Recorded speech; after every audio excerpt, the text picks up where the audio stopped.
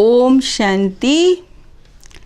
अव्यक्त बाप दादा के 3-4-82 के महावाक्य हैं। देह भान का त्याग। बाप दादा अपने त्याग मूर्त हर एक ब्राह्मण आत्मा त्याग स्वरूप है वो देख रहे हैं।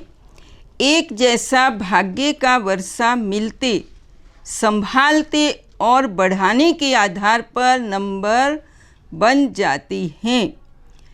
त्याग की परिभाषा बड़ी गुह्य है। कहने में तो सभी एक बात कहते, तन मन धन संबंध सब त्याग कर लिया, लेकिन तन का त्याग देह के भान का त्याग हो गया।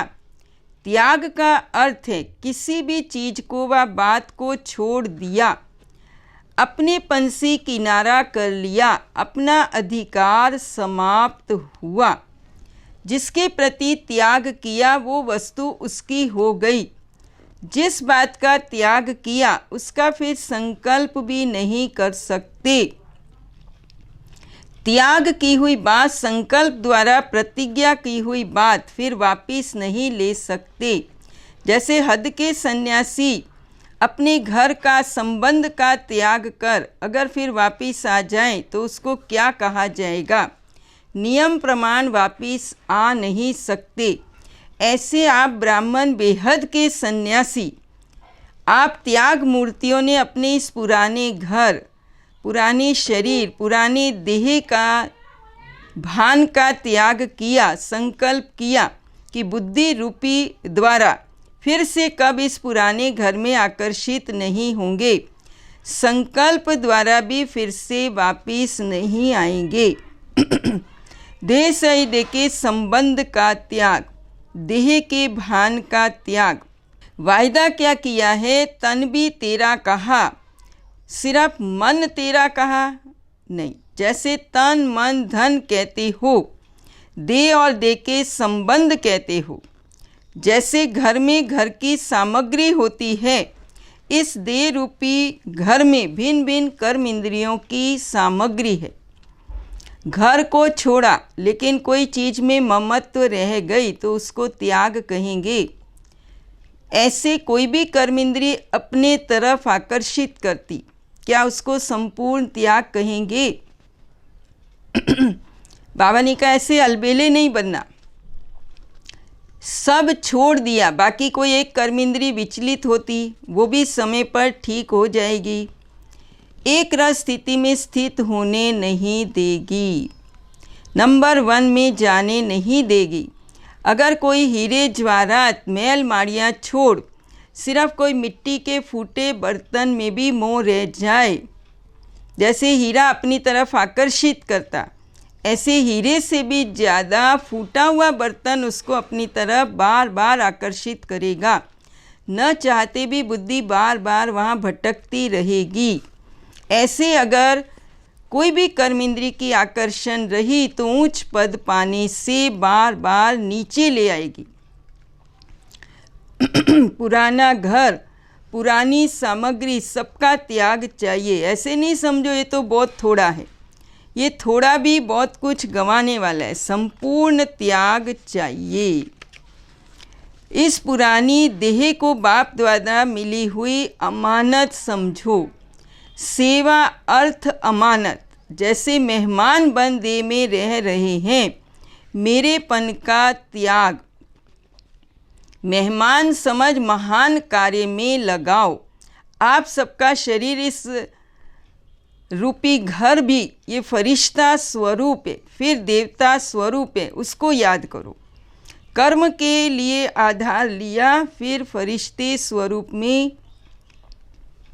निराकारी स्थिति में न्यारेपन की ऊपर ऊंची स्थिति में स्थित हो।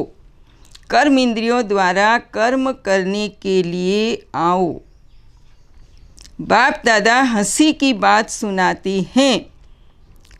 अगर किसी को कहा जाए 2 में से एक छोटा एक बड़ा बन जाए तो क्या करते हैं? अपने को कम समझते हैं। क्यों? क्या के शस्त्र लेकर उल्टा शक्ति स्वरूप दिखाते। ये भी अलंकार कोई कम नहीं है। बाबा ने कहा जैसे सर्व शक्तियों के अलंकार हैं, वैसे माया रावण की भुजाएं भी कम नहीं, अष्टभुजाधारी 16 भुजाधारी भी दिखाते, लेकिन रावण के सिर ज़्यादा है,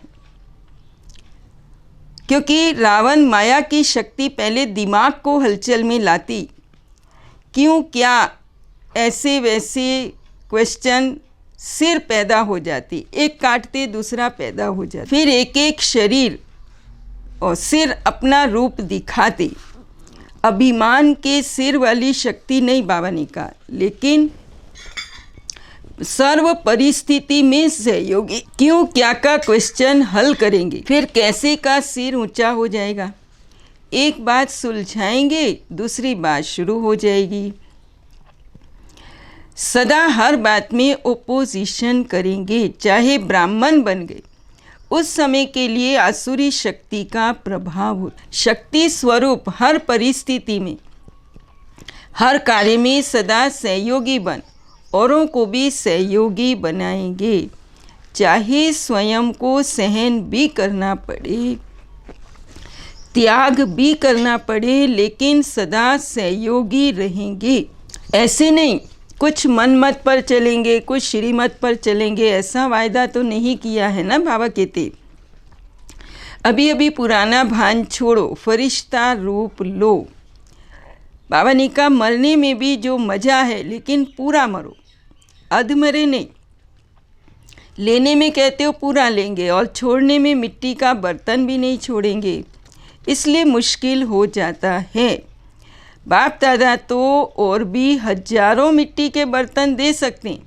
बाबा ने कहा कितना भी इकट्ठा कर लो, जहाँ किचड़ा होगा वहाँ क्या होगा, मच्छर पैदा होंगे, फिर मच्छर किसको काटेंगे। बाप दादा के कल्याण के लिए कहते हैं पुराना छोड़ दो, अधमरे नहीं बनो। ये हैं बहुत छोटी छोटी सी कर्म इंद्रियाँ, आँख कान कितने छोटे हैं, लेकिन ये जाल बहुत बड़ी फैला देते। जैसे छोटी सी मकड़ी देखी है ना, खुद कितनी छोटी होती है और जाल कितनी बड़ी होती। हर कर्म इंद्री की जाल इतना बड़ा है, ऐसे फंसा देंगे जो मालूम भी नहीं पड़ेगा मैं फंसा हुआ हूँ। ये ऐसा जादू का जाल है जो ईश्वरीय होश से, ईश्वरीय मर्यादाओं से बेहोश कर देता। बेहोश को महसूसता होगी। फिर बाबा ने कहा स्थूल रूप में भी बेहोशी में कितना हिलाओ, कितना समझाओ, बड़े बड़े माइक कान में लगाओ, क्या सुनेगा। तो बाबा ने कहा बेहोशी में कहीं बोलते भी बहुत हैं, लेकिन वो बेअर्थ होते हैं। ऐसे रूहानी बेहोशी की स्थिति में अपना स्पष्टीकरण बहुत देते हैं, लेकिन वो बेअर्थ होता है। 2 मास की 6 मास की पुरानी यहाँ की वहाँ की बात बोलते रहेंगे। ऐसी है ये रूहानी बेहोशी। तो छोटी सी आँख, लेकिन बेहोशी की जाल बहुत बड़ी है। जाल ख़त्म करने का साधन, सारी जाल को अपने में खा लो, ख़त्म कर लो। मकड़ी भी अपनी जाल को पूरा स्वयं ही खा लेती। ऐसे विस्तार में न जाकर विस्तार को बिंदी लगाए, बिंदी में समा दो।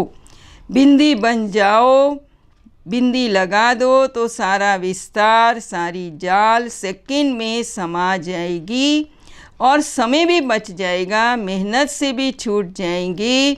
बिंदी बन बिंदी में लवलीन हो जाएंगी। ओम शांति, ओम शांति, ओम शांति।